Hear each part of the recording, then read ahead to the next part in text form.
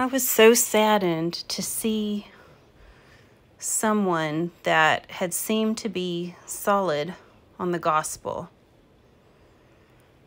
share a video where a man clearly stated several times that true faith, real faith, is evidenced by good works. That is such a harmful thing to say to a believer.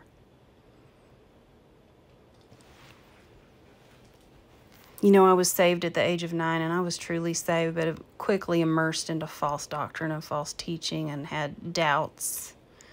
And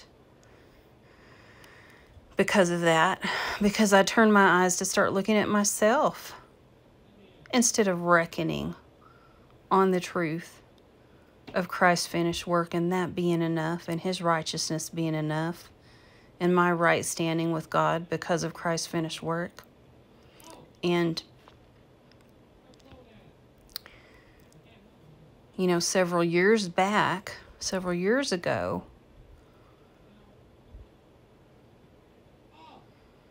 I began to just be so frustrated, just wanting to really be close to God and really be pleasing to him.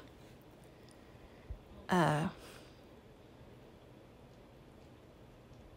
I just decided I was going to pursue a closer relationship with him. And I'm telling you that I just, you know, approached it the wrong way, thinking it was in my striving to please him, not instead of just reckoning again on what I already had in him, believing the devil's lies that I had to chase something or earn something that he says I already had. I was confused. I was scared. And I'm telling you that I had so many, you would have thought I was an exemplary Christian because I was trying so hard. I was reading my Bible all day. I was praying. I was trying to say and do all the right things and do this good work and help this person and help that person. And you know how much assurance I had? About zero. Because when you're honest with yourself, you know that your righteousness is filthy rags compared to holy God. I didn't get assurance from those works. Anybody that can get assurance from their works is deceived. They are deceived. Because no one could earn salvation by their works.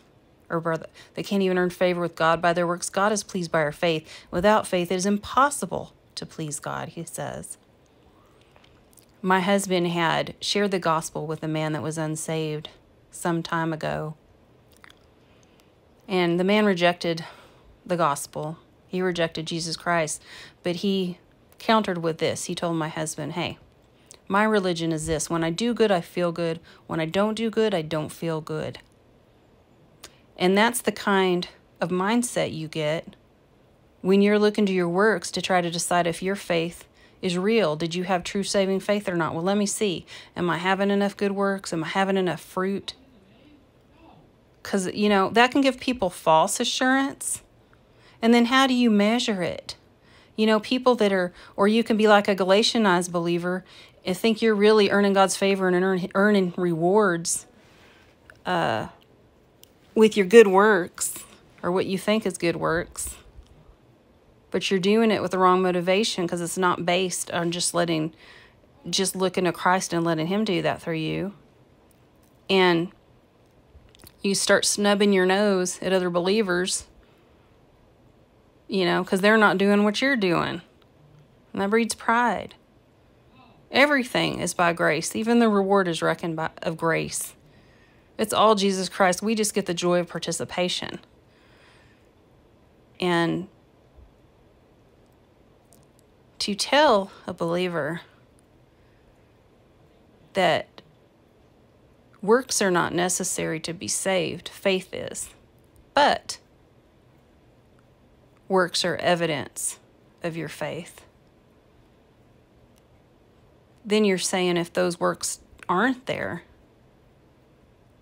then you have no evidence and cannot be sure of your faith.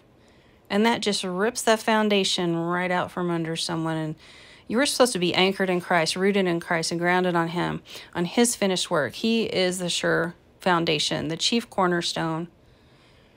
And abiding in him is keeping in mind what you heard in the beginning, the gospel. And you look to Jesus Christ. Faith is the evidence of things not seen. And you try to base your assurance on anything other than what Christ has done, you are on one shaky foundation.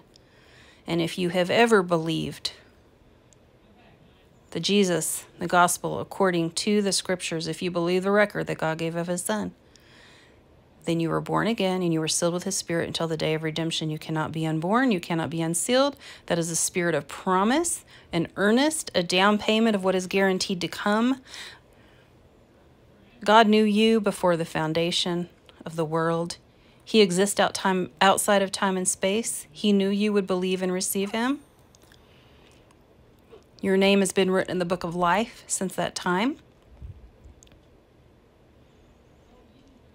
We are already seated with him in the heavenlies. He, Christ, has done everything necessary to ensure our eternal inheritance, our right standing with God. And since the requirement is to believe, the evidence is that you have believed. That is all. That is the only evidence. When Jesus says in Matthew that you'll know them by their fruit, he's talking about, by their fruits, he's talking about wolves in sheep's clothing, and he's talking about what comes out of their mouth. I did a teaching on this. It's their words. It's their profession.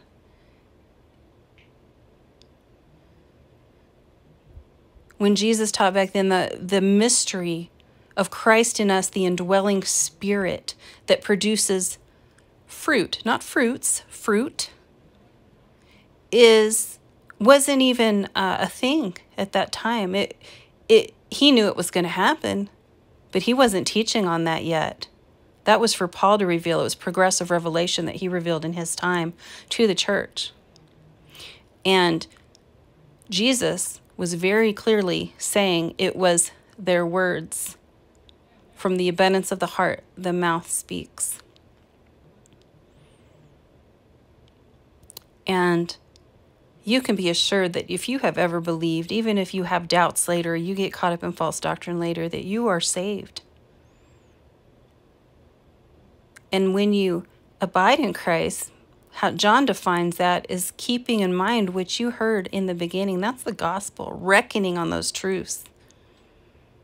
You produce much fruit, but you can't measure that, and it's never been for us to measure. God never said, look at their fruit and decide whether they're saved or not. No, you can't judge whether you don't know the work. You don't know the work that the Lord is doing in them. It looks different for everybody. And, I think being caught up in false teaching and, law teaching, all that is what stunts growth and makes people force it and put out fake fruit and fake, dead works, trying to make themselves measure up instead of just waiting on the Lord and letting him clean up, from the inside out, and just abiding in him and letting him be manifest in them over time. It's like David said, a vineyard seems boring. It's a slow process. Everything happens in its time, and we can't rush it. Growth is in learning of the Lord, learning him and knowing him and letting him be wrought into us takes a lot of time. A lot of time. And even all those decades when I was caught up in false doctrine, the Lord was working on me. He was showing me his goodness, his faithfulness. He was so good to me, and I never deserved any of that. And he was working on me to let me, he was just patiently waiting while I strived over and over again until I finally came to the end of myself and said, Lord, I can't. I need you. I'm just going to have to trust you, because I don't have what it takes. And it doesn't matter how good I did according to the world's standards or church's standards or religious people's standards. I knew it wasn't good enough. It gave me no assurance. What's sad is when people do get assurance from that type of thing. So please, for goodness sakes, don't be telling people to look at themselves in their works or whatever to know if they're saved. Look at Jesus. Believe. That is all. All right. I love you guys. Be blessed.